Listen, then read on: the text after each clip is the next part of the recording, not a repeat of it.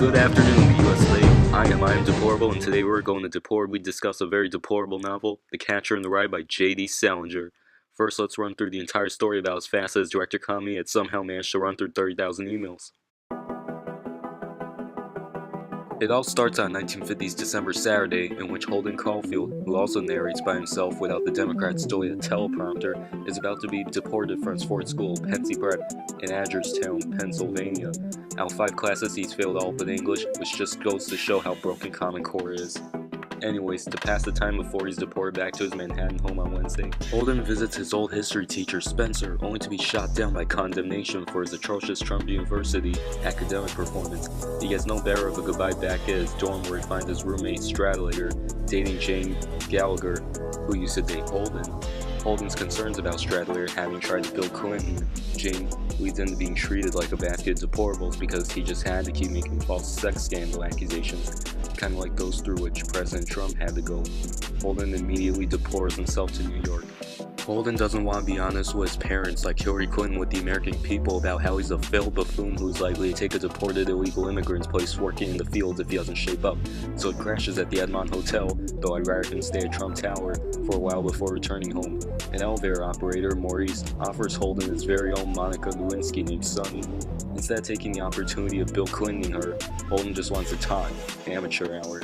He then tries to pay her to get lost, but Maurice demands another payment from him afterwards. Maurice gives him the peaceful protester treatment when he refuses to pay up. Sad! Holden kills more time by phoning his ex-date Sally to have a good time, then phoning Jane, and eventually phoning Carl Luce, his old student advisor.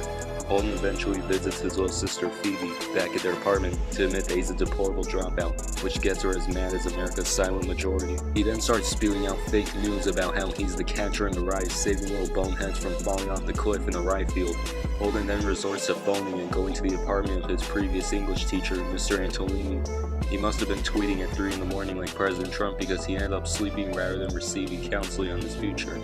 Next thing you know, he wakes up to Mr. Antolini doing deplorably inappropriate things right on top of him. Holden's had enough of this amateur hour and ran off to then find Phoebe wanting to tag along, so he treats her like a basket of deplorables. He then lays off the Brian Williams and goes to the zoo since she's following him wherever he goes and lets her be deplorable on the carousel. It nearly brings a tear to his eye. He then ceases to continue on about how he got sick upon arriving back home and how he plans on attending a new school and not considering it about as important as crooked Hillary considers poor security. The end. Holden Caulfield, the 16-year-old protagonist, is a bad hombre who is overly politically correct about how ugly and lion-Ted-like the real world is, and how children are in for a Trump swallow of deceit when they grow up. Sounds like a bunch of alternative facts to me. No wonder he was treated in a mental hospital at one point. He's a relatively antisocial, traumatized, peculiar, misogynistic, which the president certainly is not, and judgmental social justice warrior who cares more about being sexually safe and how phony people other than himself are. You know, like how Bernie Sanders had tricked us into thinking that adulthood is optional and that money grows on trees. Phoebe Caulfield. Clearly this 10-year-old can see through Holden's alternative facts because she knows that growing up cannot be halted in a human being. When Holden tries to educate someone a lot younger than him on how the real world is a bunch of fake news, it backfires and Phoebe just notices Holden's refusal to mature. She is not one of the children in the hypothetical rye field that Holden is justified in catching at the cliff. Holden's clearly been drinking too much of that liberal Kool-Aid and needs Phoebe more than she needs him.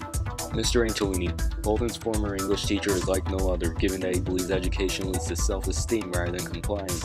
Mr. Antolini is open about his deplorable lifestyle with his drinking and dump of an apartment. After he made that deplorable overture in Holden's sleep, Holden believes that he's secretly gay. Even then, Holden can't use that characteristic against Mr. Antolini because he was kind and helpful.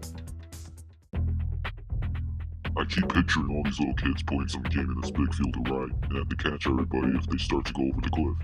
The rye field is childhood, beyond the cliff is adulthood, enough said.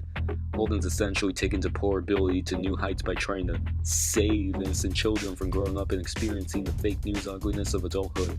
This makes youth a major theme as Holden has experienced adulthood himself via all his visits made between Saturday and Wednesday.